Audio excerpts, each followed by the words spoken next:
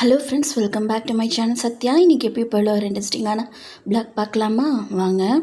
So காலையில் ஒரு 11-10 ஆகுது, இன்னும் சாப்பிடலை. லேட்டாக தான் எழுந்திரிச்சோம், ஒரு 10 போல் தான் எழுந்திரிச்சேன், 10-10:30 போல் தான். ஸோ எழுந்திரிச்சோன்னா இவ்வளோ குட் பேட் ஆக்லி படம் போட்டிருந்தாங்க நெட்ஃப்ளிக்ஸில். ஸோ அது நல்லா இருந்துச்சு, பாதி வரைக்கும் பார்த்துருந்தேன். அதை கண்டினியூ பண்ணி இன்றைக்கி பார்க்கலாம் அப்படின்ட்டு. இது சண்டே எடுத்த விலாக் இன்றைக்கி. ஸோ பார்க்குறதுக்கு உட்காந்துருந்தேன். சரி குயிக்காக எது சமையல் பண்ண முடியுதோ செஞ்சிடலாம் அப்படின்ட்டு. இனிமேல் தான் போய் சமையல் செய்யணும். கொஞ்ச நேரம் பார்த்தேன், அப்புறமேட்டு படம் பார்த்து முடித்தோன்னே கொஞ்ச நேரம் சின்சான் பார்த்துட்டு இருந்தேன். குட் பேட் அக்லி படம் நல்லா இருந்துச்சு, சூப்பராக இருந்துச்சு. அஜித் ஃபேன்ஸ்க்கெலாம் ரொம்ப பிடிக்கும்னு நினைக்கிறேன். ஸோ பார்த்து முடிச்சுட்டு குயிக்காக செய்கிற மாதிரி. சண்டே நான் இப்போயும் பூரி பண்ணுவேன், பட் இந்த டைம் தோசையும் சட்னி பண்ணியிருக்கேன். இது உளுந்து தேங்காய் சட்னி. வாங்க எப்படி பண்ணுறதுன்னு பார்க்கலாம். கொஞ்சோண்டு தேங்காய், ஒரு காமெடி தேங்காய், அப்புறம் கொஞ்சோண்டு இஞ்சி, அப்புறம் பொட்டுக்கடலை. ஸோ இது எப்பயும் போல் தான், பட் இதில் கொஞ்சம் ஆட் பண்ண வேண்டியது இருக்குது. எண்ணெய் ஊற்றி, ஒரு பேனில் எண்ணெய் ஊற்றி கொஞ்சோண்டு ஒரு 2 ஸ்பூன் உளுந்து போட்டு நல்லா ஓரளவுக்கு கலர் ஆகிற வரைக்கும் சேஞ்ச் ஆகிற விட்டுட்டு, பச்சை மிளகாய் போட்டு அதையும் வெடிக்க விட்டுட்டு, அதுக்கப்புறம் இதை இந்த சட்னியில் கலந்து அரைச்சிக்கணும். ஸோ இதுக்கு அரைச்சதுக்கப்புறம் தாளிச்சிட்டோன்னா நல்லாயிருக்கும் இந்த சட்னி. ஸோ இது உளுந்து தேங்காய் சட்னி. டேஸ்ட் நல்லாயிருக்கும், ட்ரை பண்ணி பாருங்கள். ஹெல்த்தியும் கூட, உளுந்து போட்டிருக்கனால. அதுக்கப்புறம் தோசை சுட்டுட்டு இருந்தேன். தோசை சுட்டேன். ஸோ தோசை கொஞ்சம் தடியாக சுட்டேன். ஏன்னா இந்த சட்னிக்கு இந்த மாதிரி செஞ்சு சாப்பிட்டா நல்லாயிருக்கும்.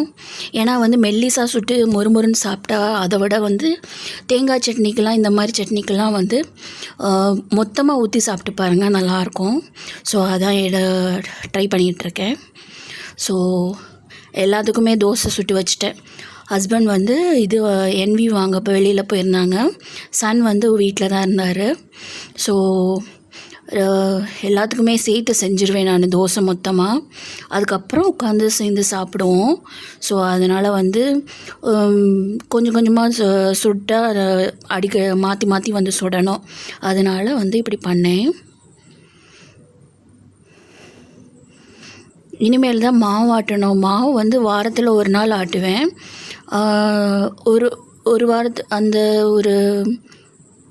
ஒரு வாரத்துக்கு தேவையான அளவுக்கு ஆட்டி வச்சுருவேன். அது தீர்ந்ததுக்கப்புறம் சண்டே இல்லைன்னா சாட்டர்டே அந்த மாதிரி இதெல்லாம் ஆட்டுவேன். அப்படி இல்லைன்னா எப்போ டைம் கிடைக்குதோ அப்போ ஆட்டுவேன். நான் வச்சுருக்க ரேஷியோ உங்களுக்கு சொல்லியிருப்பேன் ஏற்கனவே. 5:1 வச்சிங்கன்னா நல்லாயிருக்கும். நான் முன்னாடி 4:1 படி இட்லி மாவு, தோசை மாவெல்லாம் செய்வேன். ரெண்டுக்குமே யூஸ் ஆகும். அதை ஆக்சுவலாக நம்ம ஆட்டின மாவுலேருந்து கொஞ்சோண்டு ஒரு 1/4 டம்ளர் தண்ணி ஊற்றி கலந்தோன்னா ஒரு தோசைக்கு வச்சுக்கலாம். அப்படியே வச்சுருந்தோன்னா இட்லிக்கு ஊற்றிக்கலாம். அவ்வளோதான் டிஃப்ரென்ஸு. நான் 4:2, அதாவது 4 டம்ளர் இட்லி அரிசினா 1 டம்ளர் உளுந்து போட்டு ஆட்டுவேன், ஊற வச்சு தனித்தனியாக.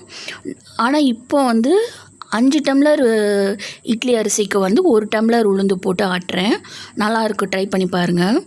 அடுத்தது ஹஸ்பண்ட் சிக்கன் வாங்கிட்டு வந்திருந்தாங்க. ஸோ எப்படி பண்ணுறதுன்னு பார்க்கலாமா குயிக்காக.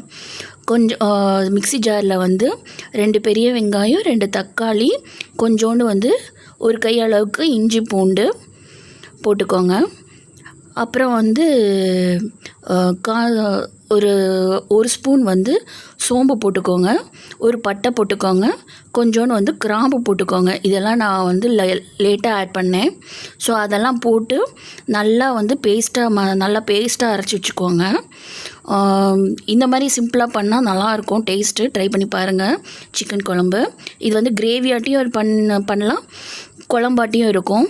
ஸோ ஒரு பேனில் ஒரு 3 இல்லைன்னா 3.5 ஸ்பூன் ஆயில் ஊற்றிக்கோங்க. ஆயில் நம்ம நம்மளோட இதுதான் 4 ஸ்பூன் போட்டாலும் நல்லா தான் இருக்கும். நான் வந்து ஒரு 3½ ஸ்பூனாவது போட்டிருப்பேன், 3½ ஸ்பூன் போட்டிருப்பேன். அதுக்கப்புறம் வந்து ஒரு பட்டை, 2-3 கிராம்பு, அப்போ பிரியாணி இலை போட்டிருக்கேன். பிரியாணி இலை வந்து குழம்புக்கு இந்த மாதிரி ஆட் பண்ணால் நல்லாயிருக்கும், ட்ரை பண்ணி பாருங்கள். அப்புறம் கருவேப்பிலை, அப்புறம் நம்ம அரைச்சி வச்ச பேஸ்ட் போட்டிருக்கேன். அப்புறம் தேவையான அளவுக்கு மசால் பொடியெல்லாம் போட்டுக்கோங்க. மசால் பொடியில் வந்து இது மிளகுத்தூள் மட்டும் நான் வந்து லாஸ்ட்டில் ஆட் பண்ணுறேன், அப்போ தான் நல்லாயிருக்கும். ஸோ நல்லா ஆட் பண்ணிவிட்டு ஒரு 2 உருளைக்கிழங்கு ஆட் பண்ணியிருக்கேன் நான் இதுலேயே. நீங்கள் உருளைக்கிழங்கு வேணும்னா ஆட் பண்ணிக்கலாம், இல்லைன்னா ஸ்கிப் பண்ணிடலாம். ஸோ அது உங்களோட இது தான். அதுக்கப்புறம் சிக்கன் வந்து போட்டுக்கோங்க. சிக்கன் போட்டு நல்லா பரட்டிக்கோங்க. பச்சை வாசனைலாம் போகிற வரைக்கும் கொஞ்சம் தண்ணி விட்டு வரும். அது வரைக்கும் நீங்கள் வந்து சிம்லே ஓரளவுக்கு மீடியம் ஸ்பீட்லேயே வைங்க. நல்லா கிண்டிக்கோங்க. நல்லா கிளறிட்டு அதுக்கப்புறம் பார்த்தீங்கன்னா ஒரு ஸ்பூன் வந்து மிளகுத்தூள் வந்து கம்பல்சரி ஆட் பண்ணிக்கோங்க. இதுக்கு மட்டனுக்கு சிக்கன் எதுக்குனாலும் பண்ணுறப்போ வந்து ஆட் பண்ணிங்கன்னா நல்லது.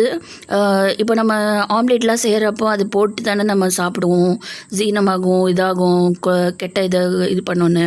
அதனால் வந்து மிளகுத்தூள் ஆட் பண்ணிக்க சொல்கிறேன்.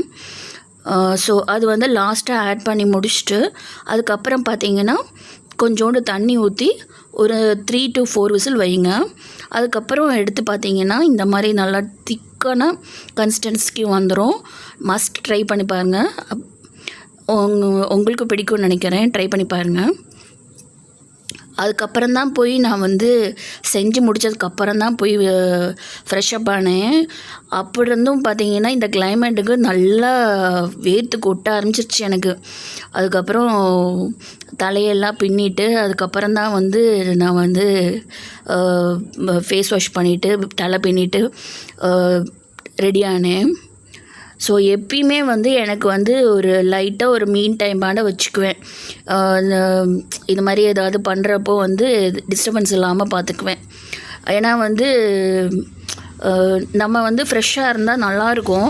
ஆக்சுவலாக எனக்கு சில டைம்லாம் வந்து ஃப்ரெஷ்அப் ஆகியே தோணாமல் கொஞ்சம் சோம்பலாக இருந்ததுன்னா டயர்டாக ஒரு மாதிரியாகவே இருக்கும் ஃபீலு.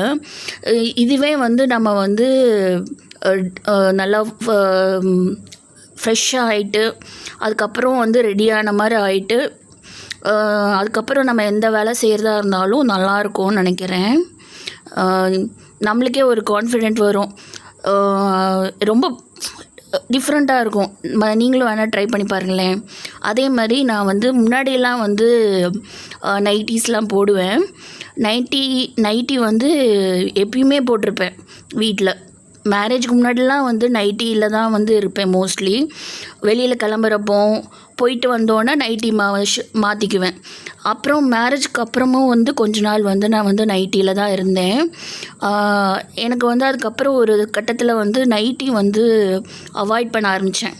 அது போட்டால் ஒரு நல்ல ஃபீலே கிடைக்காத மாதிரி இருந்துச்சு. ஏன்னு தெரியல. ஒரு சர்டன் பீரியடில் வந்து சுடி போட்டால் தான் வந்து எனக்கு கம்ஃபர்ட்டாக இருந்த மாதிரி இருந்துச்சு. நம்ம வெளியில் எங்கேயாவது கிளம்புனாலும் அர்ஜென்ட்டாக போகணுன்னாலும் அப்படியே வந்து ஷால் போட்டுட்டு போயிடலாம் வெளியில். இதுவே வந்து நைட்டியில் இருந்தோன்னா சேஞ்ச் பண்ணணும், ஒவ்வொரு டைமும் சேஞ்ச் பண்ணிக்கிட்டே இருக்கணும். ஸோ அது வந்து அன்கம்ஃபர்டபுளாக ஃபீல் பண்ணுறேன். நீங்களும் வேணால் ட்ரை பண்ணி பாருங்கள். ஆனால் வந்து இன்னொரு சங்கடமான விஷயம் என்னென்னா ட்ரெஸ்ஸு வந்து ஸ்பாயில் ஆயிடுது. வேலை செய்கிறப்போ சுடி போட்டிருக்கோம்ல, அதே மாதிரி ஸ்டிச்சஸ்லாம் விட்டுரும். அந்த இது வந்து நான் ஃபேஸ் பண்ணுறேன். அப்போ வந்து நைட்டி போட்டால் நல்லா இருக்குமே அப்படின்லாம் தோணும். ஆனால் ஒன்ஸ் வந்து நைட்டி மாற்றிட்டோன்னா அதுக்கப்புறம் வந்து அதான் ஃப்ரீயாக இருக்க மாதிரி இருக்கும், அதுலேயே இருப்போம் நம்ம.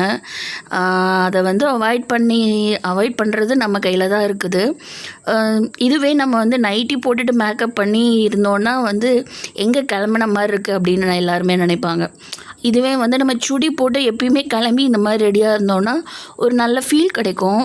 ட்ரை பண்ணி பாருங்கள். நீங்களும் முடிஞ்சால் ட்ரை பண்ணி பாருங்கள். அதுக்கப்புறம் நான் உட்காந்து சின்சான் பார்த்துட்டு இருந்தேன். சின்சான் பார்த்துக்கிட்டே வந்து என் காஃபி டைமை வந்து எடுத்துக்கிட்டேன். ஸோ ஒரு டைம் வந்து எவ்வளோன்னு எனக்கு சரியாக தெரியல. ஆக்சுவலாக வந்து 6 ஆக போகுது. இப்போ வந்து சாமி கும்பிட்ற டைமு. டெய்லியும் இது பண்ண முடியாது. எனக்கு எப்போல்லாம் முடியுதோ இப்போல்லாம் வந்து விளக்கு பொருத்தணும் அப்படின்லாம் ட்ரை பண்ணுறேன். ஏன்னா நல்லது.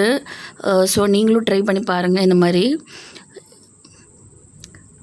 ஓகே ஃப்ரெண்ட்ஸ், இன்னொரு நல்ல வீடியோட பார்க்குறேன். தேங்க்ஸ் ஃபார் வாட்சிங் மை வீடியோ ஃப்ரெண்ட்ஸ். பாய்.